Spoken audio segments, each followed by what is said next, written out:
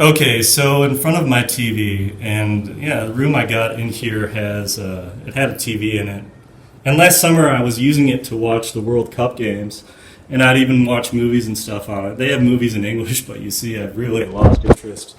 And so a while ago, someone gave me this marker board, and I thought it'd be great to have on my wall. And you see, I attached it here with my orange tie, which I don't really wear. Who needs an orange tie? It looks ridiculous. Anyway, here we see it is now Monday, June 10th, 2019, and I have a few sayings that I would like to explain. This is something that I saw in River Falls, Wisconsin. I changed it a little bit, but the original is "We water roots to ripen fruits. We squeeze love for all its juice." And I just took away the pronouns there and just put it as it was. Water roots to ripen fruits, squeeze love for all its juice. It's something that came from the agricultural majors in River Falls, Wisconsin, where I did graduate school. And I love that phrase, just poetry that was written in chalk. Whoever wrote it should have been an English major instead of doing gardening, but clearly they love gardening, and so that's what they're doing.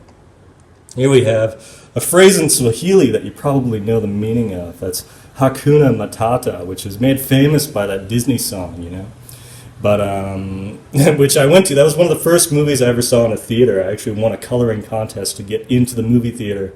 This was when I was maybe, 10 years old, 10 or 11.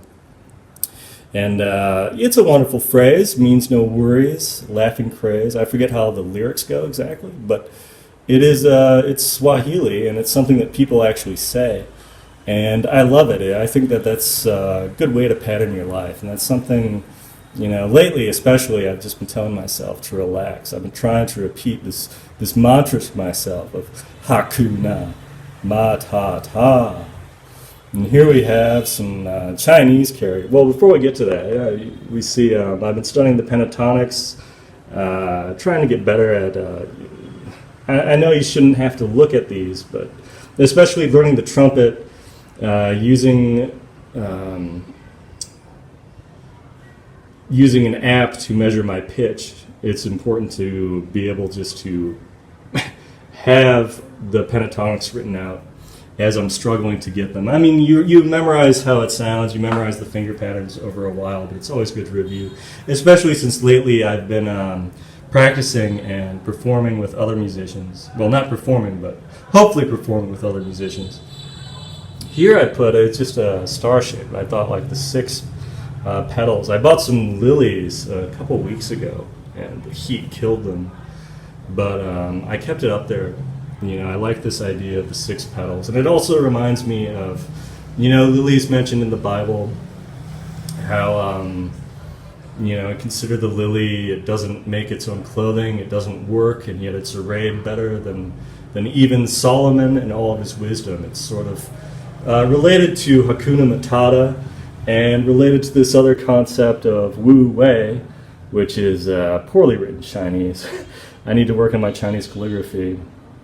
I wasn't intending on showing this board to anyone, let alone people on the channel. But anyway, Wu Wei, that's sort of, it means effortless effort, or the action of non-action. And that's a Taoist principle. We find that in Taoism and Chinese philosophy.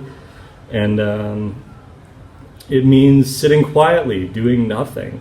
That's the important thing. You just have to sit quietly and do nothing, and that really most of the world's problems could be solved if we could only learn to do that. Lately I've been very strict on my meditation routine, and I look at these characters and those help me along, because I think of Hakuna Matata, I think of Wu Wei, I think of non-action, I think of how the lily toils not and how it does not spin its own clothing. And then I guess finally we've got do only that. This is actually from the Course in Miracles, which I disparaged in a more recent video, but I have more to say about the Course, and we'll get to that later on as soon as I get a better discipline with making these videos. But I do have some other stuff to say about that book, which we will get to later. And then finally, these 3 characters, which I've been practicing writing. This is Jin, Shun, and Ren.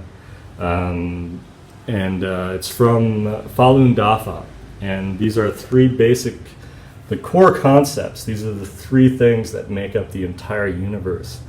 And translated roughly, this is truthfulness, compassion, and forbearance. Or as I like to think of it in Christian Science terms, we could think of this as life, which is forbearance, and compassion, which is love, and truthfulness, obviously truth, life, and love, the foundation of the universe, which all things, all energy, all existence can be reduced to these three things. Do only that. Only observe truth, love, and life. Truth, love, and life. Truth, compassion, forbearance.